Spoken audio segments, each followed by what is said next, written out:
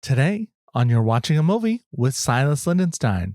It's another film club edition, and I am joined by guest comedian Laura Lyons to talk about her favorite film, Plan 9 from Outer Space. You're watching a movie with Silas Lindenstein. In the theaters you find this, so go and press play and rewind this. This feature is timeless. Love it, like it, or we lose it, can't find it. And we ain't keen on being reminded about the film if it isn't tough. We spend a lot of time at the cinema. It's just me and my friends, we watch plenty stuff. For movies, yeah, I've been above.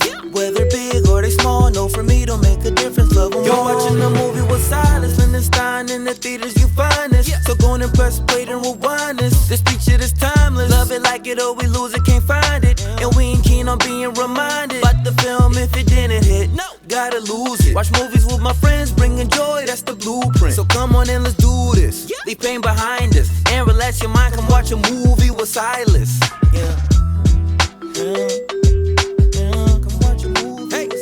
Hello, everybody, and welcome to You're Watching a Movie with Silas Lindenstein. I am your host, Silas Lindenstein. Today is a film club edition. Film club are those films that I ask people, give me 3 of your favorite films. I'm going to pick one of them, and then we have a discussion episode about it. So it's like a book club, but for films, and that's my favorite kind of book, a film. So today I had my friend and comedian Laura Lyons. She brought in the film Plan 9 from Outer Space. You may know of this movie. You may have heard of it. I first became aware of it through a film called Ed Wood, starring Johnny Depp, which was about the director, Ed Wood. It's been dubbed the worst film of all time. And so I was curious that this was one of Laura's favorite films of all time. So, so I had her on, I watched it, and let me give you the summation of it. Okay, real quick. Residents of California's San Fernando Valley are under attack by flying saucers from outer space. The aliens, led by Eros and his assistant Tana, intend to conquer the planet by resurrecting corpses in a Hollywood cemetery. The living dead, a cape-wearing ghoul, a vampire, and a slow-footed cop who was killed for his nosiness stalk curious humans who wander into the cemetery looking for the evidence of the UFOs. Bela Lugosi is in this. It's one of the last films he appears in before he died. It's a why does that say 1995? That's not. This is like a 1959 film. Somebody switched those on their posting. There's a lot of thoughts I have on this film, and I share them in this episode. So go ahead, check it out. I believe it's available for on Amazon Prime. I think you can watch it on there. The color version, I think. If you can find the black and white, I would do that because I think it's supposed to. I think films shot in black and white you should watch in black and white, so you don't get a different interpretation or different things aren't distracting you. So if you can get a hold of that, I was watching this last minute before our recording, so I couldn't go find a black and white copy of it. But yeah, thank you for tuning in. And here we go with You're Watching a Movie with Silas Lindenstein and my guest, Laura Lyons. Film Club Edition, Plan 9 from Outer Space.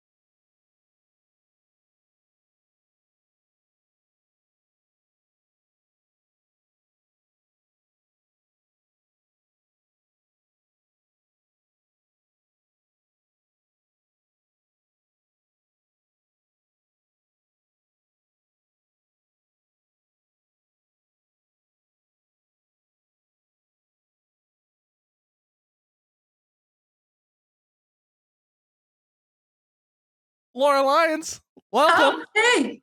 Welcome Hey, to thanks to the for having me. to the program. You I was telling the audience right before it started. A little description. It's Film Club. Welcome to Film Club, I guess I should say. Where we talk about Film Club. We're of course on this program I ask people to tell me one of their favorite movies, a movie that meant a lot to them. They give me a few and I pick one. Usually one I haven't seen, but I kind of wanted to see, and for some reason I hadn't. And this one you threw out as a favorite, a film I've known about for a long time, but had not, I'd never seen. Plan 9 from Outer Space. As people watching the video, you can see the poster behind me. Directed by Ed Wood, a cult classic. Now it's become a cult classic. It's a quick storyline. The concerns extraterrestrials who seek to stop humanity from creating a doomsday weapon that they could destroy the universe. The aliens implement Plan 9, a scheme to resurrect the Earth's dead. By causing chaos, the aliens hope the crisis will force humanity to listen to them. Otherwise, the aliens will destroy mankind with an army of undead. If you want to watch this along with us and come back to it, you can go. I watched it it's available on Amazon Prime for free. It's free on YouTube as well. I was just watching it. Is it free on YouTube? Yep. Oh, dang. I didn't even check. I didn't even think to check there. The version I saw was in color. I saw the in color version. Ooh. And which I did read about some differences on it. The original is black and white. On Amazon, well, probably better on YouTube, because on Amazon Prime it's like through Tubi, I think. Oh. So there's commercials just abruptly in it. So I watched it that way. And so I got to ask you first off, why Plan 9 from Outer Space? What is it about this film for you that, what does it hit for you? It's hilarious. I was introduced to it actually by Tim Burton's movie Ed Wood, and I saw that. Yeah. That's the only reason I even knew about it. Yeah. And I think a lot of people are in that boat, and I was just curious, like, was it really as bad as they portrayed in the movie? Is it really this, like, I don't know, catastrophic, like, disaster of a film? And it is. But like from the first line, I was laughing, and like just watch the whole thing is just ridiculous. And the opening narrator, the narrator who just starts just talking weirdly. It's interesting. Like, yeah. So for listeners, if you don't know, the film is dubbed by some movie. I don't know, critics. They read a book. They named Plan 9 from Outer Space the worst movie of all time. Yeah. Though only 35 or 38 reviews on Rotten Tomatoes, it has an aggregate score of 66% right now. That's awesome. It's not rated it's not in the bottom 100 of films on Rotten Tomato. But yeah. I think that film, and I think Tim Burton's Ed Wood, kind of elevated this to beyond being just a bad movie to like this cult status that and this thing. It's like an event beyond being a movie, I think now. Yeah. It's not just a single movie alone. There's phenomenon around it. I gotta say my favorite part of it is how he took. So Bela Lugosi is in this film. Bela Lugosi did not set on foot on set for Plan 9 from Outer Space. Ed Wood used footage he had from something else with Bela Lugosi and just put it in. And I had forgotten that aspect of it, and I was trying to figure out, what the hell is he doing? Why is he out? He's a vampire? I thought that was the grandpa. What? And then I read about like, oh, that makes sense. And he just used the same house for a couple. Maybe did he use the same house? Yeah. Or something enough to make me think it was. Just threw it in there. Yeah. The gonads that he had to do that in some ways is like, what? Absolutely. And like he got a lot of heat for that. Like, and a lot of people, there's like a debate, like, was he exploiting Bela Lugosi? Like when he was even when he was alive, like, were they really friends or was he just trying to have this famous actor in his film so that he could make it? And it's probably, well, that's a question of every friendship that's ever existed. Point. Yeah. Yeah. Like, I mean, not just Ed Wood, is it? I mean, why are we talking right now, Silas? Like, do you know me? It's just your fame, Laura.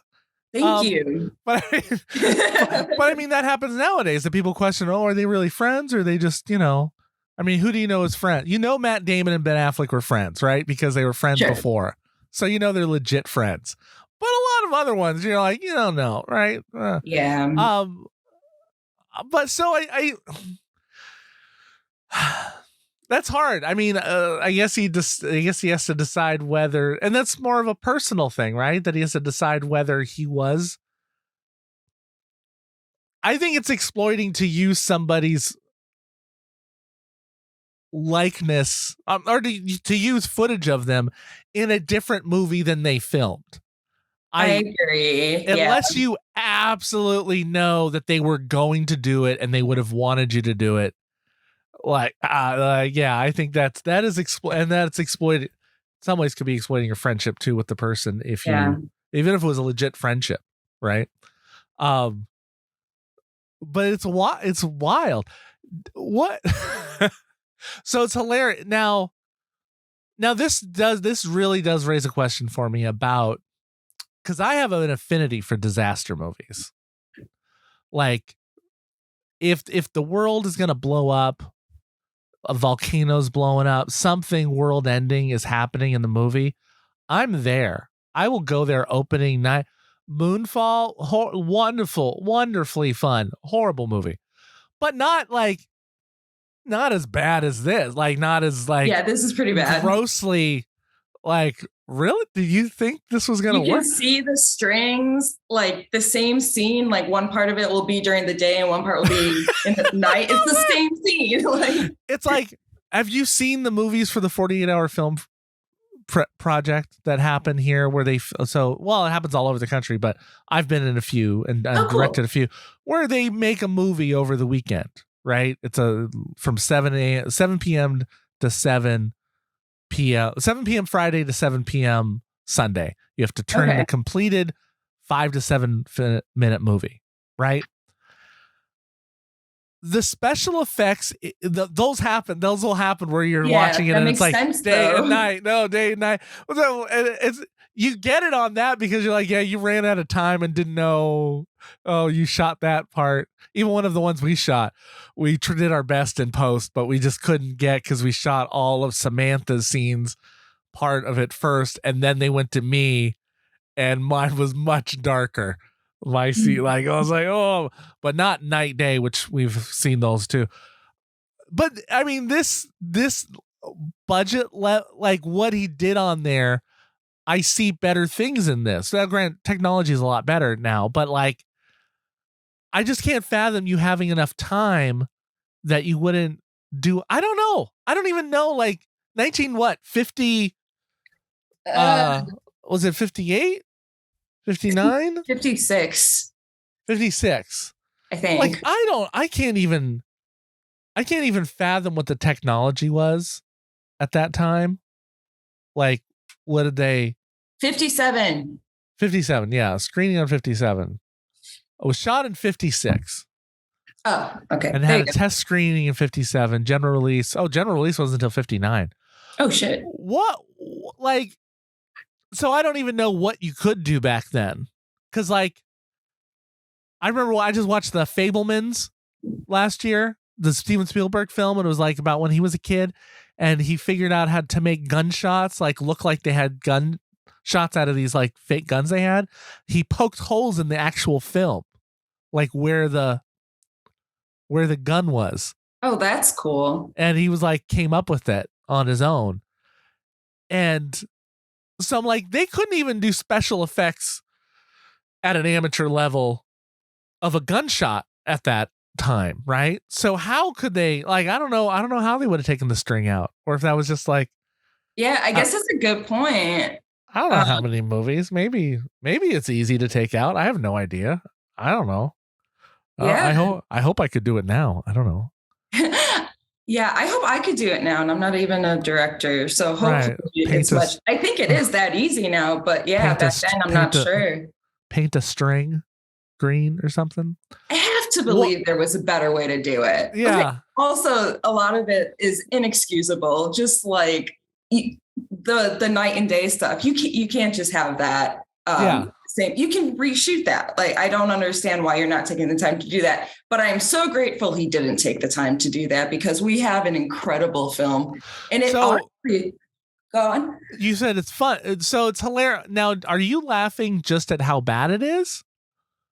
I think that is why I'm laughing. Yeah, I think so. I think it also just like is a film that makes me super happy, because it's like it's clearly like an act of love. Like, he loved this project he was working on, and it just wasn't worth it. It was so bad. And that's kind of funny to me too, just like the failure of it. Yeah, because it's not necessarily like there's not a whole lot of funny jokes, although the writing also so bad it's funny. Like, funnier than I will ever be, like super jealous. Is it and I hadn't thought of this until you just said it, but like the act of love that he put into it, that he did love the project, it makes me think about, that's my insecurity in comedy sometimes, is like, yes, is like, am I the Ed Wood of comedy? I thought I put together this piece, and like, and then most comics have had an experience at some point of walking in, you think you put together this masterfully crafted joke, and it just doesn't, nobody laughs. Yeah, no, I get that. And I think that's one of the reasons I still love him, is like, he was so bad. And there's no happy ending to his story. He died penniless, homeless. He was in a friend's apartment, drinking like a drunk. There's no happy end to it, but he still did what he loved. Like, he still did it, even though he was so bad at it. And I think there's just some like virtue to that. It's inspiring. Although, yeah, I get what you're saying. I constantly am like, is this how people see me? Like, I'm working so hard, but they're like, please stop. Like, yeah, it's scary. Like the other day, I was just like, I did another joke that I did at Comic-Con, which also didn't get a laugh that I thought. And I was like talking to my wife, and I was like, I don't think most people associate Disneyland with churros. I don't think unless you've been to Disneyland, and maybe at the right age, you may not realize how many churros there are and how lovely they are. Like, and they're wonderful. But like, my whole family associates churros and Disneyland. So when I told the joke at home, they all laughed. And then I go in an audience and they're like, huh? And then I go to the audience and they're like, huh? I'm like, well, guys, okay. And I move on, and I'm like, what? And I was like, churro is my Ed Wood. Like, did he have any things? Did he like, oh no, people don't get it. They just, are you missing the point? You just don't understand. I'm an artist, damn it. Now, are you able to?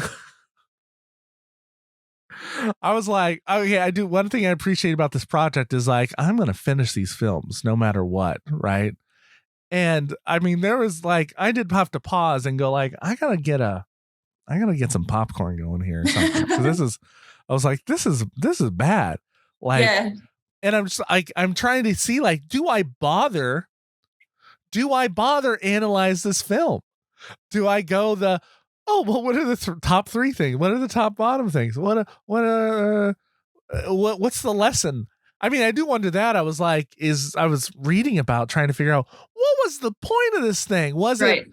And then I hadn't realized that there was a whole movement of sci-fi at the time about after the bomb had dropped, writing sci-fi, talking about the dangers of the scare of science gone wrong, going too far, and what you could do, which is what his little that speech at the end, not the end, the alien speech. Oh, yes. Who talks about, well, what you're going to do is you're going to discover another type of bomb that comes from the sun, and you're going to do this. What? How does that work? Well, you see how, and then he explains how to make a bomb. And it's no like, idea. What? This is like, this is exposition from a bad Star Trek episode. I'm like, no, what you're going to do is like, you're telling them how to do it. What are you doing? Don't tell them. Oh God. Yeah. Like, and so he has, I think Ed clearly had this, he saw this, I don't know, maybe as an artist was like, I can help share the message about the dangers of war escalation and this, and, and maybe we'll get stopped. Who knows? Yeah. I love the thing at the end where they said, prove it's not true. Yeah. Just go ahead. Somebody just try and prove it. Oh my God. Lovely. Do you think this is a film that you bother analyze? Yes, but I guess not. Because if you were to analyze it from like how you look at most films, like was the lighting good? Was the sound good? Was the acting good? Like were the costumes good? Like all that stuff, I think you're going to see this movie at like, it wasn't good. It wasn't good. But when you put it all together and then look at the bigger context of it all, I do think it is fun to analyze. I don't think it should be taken seriously. Like, what do you think's good about, like, is there anything good from it that you thought like, you know what, they did that? And that was, I don't know. Maybe no, because I just keep going back to like, he clearly worked so hard on this. It's hilarious because it's so bad. What I can't help do is think about it, and it's almost like any film I watch, right? I watch it and I'm like, it didn't work, whatever. And I go, well, you know what, Silas? At least they fucking did it. At least they finished the film. Do you know how many films are shot that don't get finished? Yeah. Like sometimes commercials don't get finished. He did a full length film.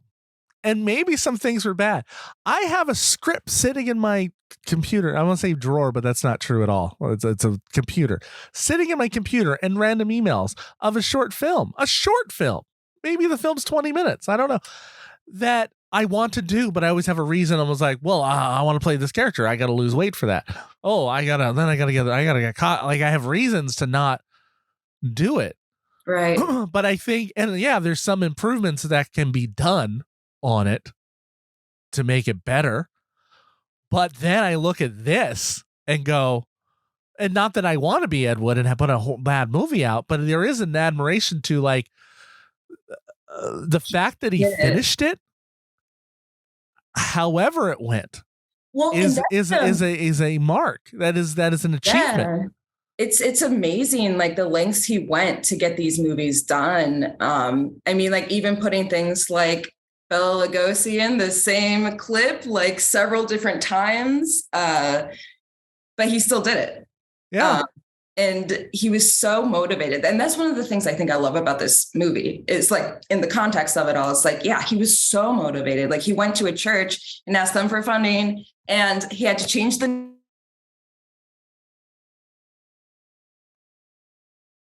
Wait, you cut. But cut off. Oh wait, no, you cut off a second. You cut off a second. I'm just gushing about Ed Wood and about how great he is. You said he had to go to the church and what? Change the name? Yeah. Oh, yeah. He got funding from a church. That's how he ended up completing this movie. But the original name was Grave Robbers from Outer Space. Oh. But the church didn't like that name, so they had to switch it. But in the opening scene, they still call it Grave Robbers from Outer Space. Oh, that's funny. Yep. So, but I guess, yeah, just that motivation, like the lengths he went to have his art out there. It's so inspiring. Yeah. I feel like there's little Ed Wood in all of us, Silas. And that's why I love this movie, because it shows that. Just like, do it, man. You got to. Yeah. Put yourself out there. Just give it a go. Yeah. It kills me. It kills me to think about that. Like, I have cameras. I have SD cards. I technically could shoot this, right? Yeah. But I have reasons reasons that I've come up with. Because like what? If it's not Marvel movie level, that I feel like that I can't do it. Maybe I just need to do it low, but like ultra low. Instead of a superhero spandex, maybe it is just like, it is just like, Nike sportswear that we grab and make it look, put a big sew an S on the chest. Yeah. So I admire just the fact of finishing it and doing it. I think is an element. I will say that, I mean, oh wait, the fact that he pieced these together. Yes. What's the stock there's some stock footage of guns like shooting, right? Oh, yeah. And I was like, what the hell is this? Like, I was trying to find that and I couldn't find where that was, because I was like, clearly he didn't go shoot this. No, I think so. At least in Tim Burton's movie, Ed Wood, like he went to I think it was like a museum and found this footage, and he's like, wow, this is great. I can make a movie out of this. And then he did. So did he steal it, or did he record it there? Oh, good question. No idea. I'm sure every time you'd have to ask for it, right? Probably. Because how else are you going to get it? Unless it was playing and then he recorded it. Yeah, I guess. Yeah, that is a good point. He might have done that. I mean, he wouldn't have cared about the quality, right? So why do you, and suddenly your hair is magically different. It's wonderful. It's the theater. Yeah. Smoke and mirrors. Why would you tell somebody they should see this film? Because it is so good. It's so funny, but also it gives you a deeper appreciation for the movie Ed Wood and Tim Burton as a whole. It gives you appreciation for who this guy was actually, by not just seeing Tim Burton's Ed Wood. You get to really see what he was about for yourself. And you get to be part of the conversation, join this cult classic narrative, and watch it. What do you think the order should be? Do you think somebody should see Ed Wood first? Because I mean, that's how we both did it, right? I do think seeing the movie Ed Wood first helped me to enjoy Plan 9 better. I'm not sure I would have enjoyed it as much had I not known the context. Yeah. It's a bad movie. I think it probably will get you. I think it'll help you get through it if you knowing oh, I know what they did. How did they do that part? How did this end up for reals? How did it really end up? And just knowing a little bit more of who he was as a person, I feel like you can empathize a little bit more with what he was trying to do. Yeah. Whereas just saying oh, this guy sucks, he shouldn't make movies. Now you can say, oh, he sucks, but he tried so hard. And he was this guy who loved his art, and he's kept going despite being told, please don't. Wait. Yeah, you know what? And now I'm maybe I should have watched Ed Wood again before I watch this. Makes me kind of want to go watch Ed Wood again and go. That's how I feel too. Just doing this, I'm oh, I want to watch him again. Which version did you watch, by the way? The black and white one. You've seen the black and white. Okay. Yeah, Yes. I would I tell didn't even know someone there was a colored one. And I typically don't like, I just didn't think to look on YouTube for it. It was I had meant to watch it before last night, but so that I could seek it out. But I didn't realize it was, they're because sometimes because I know when they were shooting it, and they know they shoot it in black and white, right? So they make color choices knowing they more do color choices at the time to go, well, it's going to be in black and white. How's this going to look? And so like sometimes with the smoke effects, I was like, well, I don't know if it would have looked this bad in black and white. Some things in black and white look fine. That colorized looks stupid. I've seen that before. That's fun. I didn't even think about that. Yeah, no, it's you wouldn't make the same choices you would. And I know that they may have people go in and individually, decide, oh, her dress is going to be this color or whatnot. So I know it wasn't all there, but like, okay, one thing. So if you haven't seen the color version, the aliens just look like aliens, right? And the makeup artist quit because he wanted them to like give them elongated like faces, like put implants and stuff to make them look different.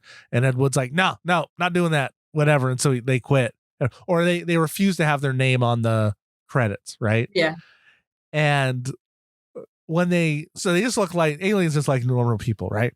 And then there's a moment when the humans forget if they strike, when they're striking back, or they do something where they hurt the alien one moment, and he turns green for a second. The alien? Yeah, he's just like flash green, and then it's gone. And I read that they specifically did that for the colorized version. Like, there's a couple different. So there are a couple different edits, I guess, on the different versions you'll watch from the original.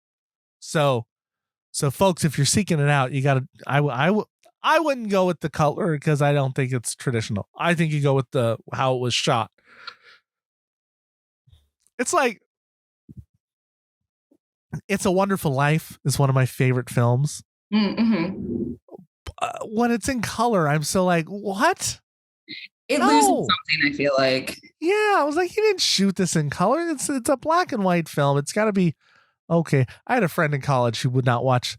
He didn't want to watch Schindler's List because it was in black and white. That's insane to me. That was his reason to not wanting to see it, and then he was in a bad attitude about it being in black and white. Which I like. Well, it's okay to watch a black and white movie, dude. Yeah. It's still you're good. missing out on so many great films if you're limiting yourself like that. Yeah, he was very very conservative guy.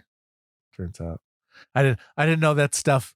At the time, I thought it was just how you voted for taxes. I didn't know it was how you consume films. Like, no, I want my films in color because America, I don't know what the hell was going on. I'm white. I'm not going to comment. Yeah. I think I am thankful to you for suggesting this because it is something in the back of my head. I've always wanted to see it. Right. And I never. Like Ed Wood makes you curious. Like, is it really like this? Yeah. Go down this rabbit hole of like who this guy was. And yeah, it's great. One of the best Seinfeld episodes is the Chinese food restaurant. A lot of it is they're trying to go see a movie, which is Plan 9 from Outer Space. It was playing one night. And so his pitch to Elaine is, we got to go. This is Plan 9, the worst movie ever made. This is not Plan 1 or 2 or 3 or the first 7. 8 plans failed. Yeah, this is the one that succeeded, Elaine. We got to see this film. And so I didn't know that. Yeah. So it's oh my gosh. There's always little references in society around about it. And so, and too often I think we make jokes about movies that we haven't seen, and but now they're you part get of the jokes. culture. Yeah. Like, so like, oh, now I can legitimately laugh and not just a general, like, yeah, sure. I know what you're talking about. Right. Exactly. I'm a well-educated movie cinemaphile. Well, and I think that's why it is a good movie to see, an important movie to see, because of the larger context of it. Like if you're just watching the movie to watch the movie for yourself, is hit or miss. Like I think some people would find it amusing because it is so bad, but because of everything else in society, that's what makes it worth seeing. It's more interesting than Avatar. Yes, I do like this movie better than Avatar. Look, Avatar is predictable. You know what's going to happen. You know it's really pretty. Right, yeah. You watch this, in that way, you don't really know what's coming next in this. Yeah, it's so bizarre. What's gonna happen? Yeah. I just love that he's dressed in a cape like a Dracula, and I keep thinking about that. Like there was no reason, and now I know it was because he keeps hiding his face because it's a stunt double. Fuck, it's so strange. Such a strange film. So hilarious.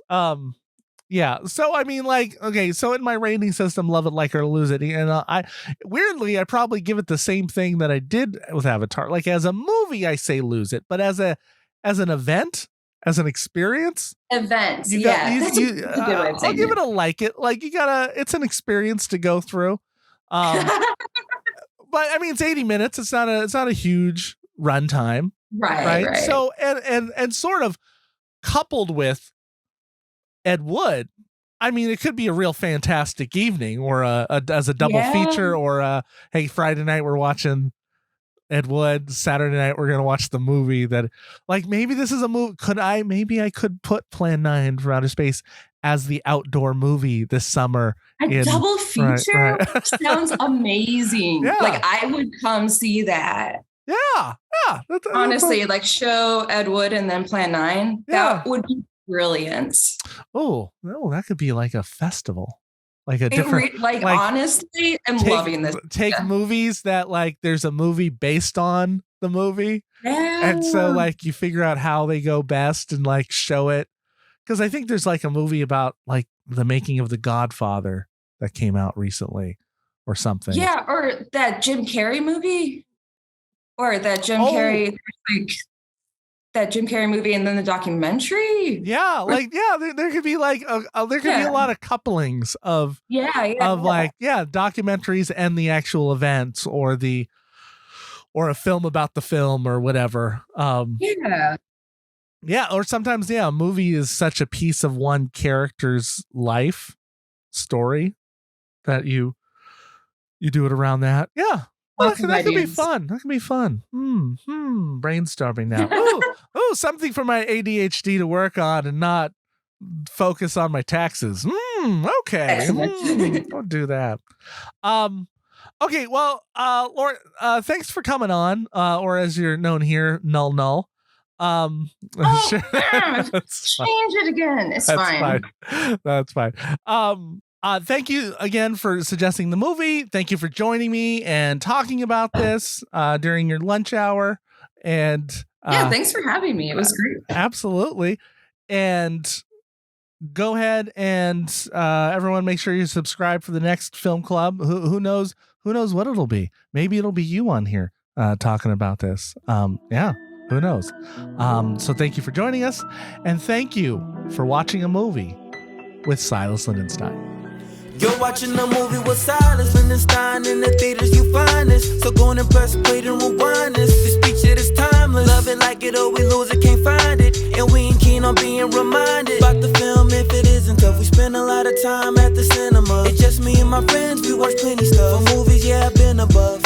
Whether big or they small, no, for me don't make a difference. Love them. You're watching a movie with Silas Lindenstein. In the theaters you find this, so go and press play and rewind this. This feature is timeless. Love it, like it, or we lose it, can't find it. And we ain't keen on being reminded about the film if it didn't hit. No, gotta lose it. Watch movies with my friends, bringing joy, that's the blueprint. So come on and let's do this. Leave pain behind us and relax your mind. Come watch a movie with Silas.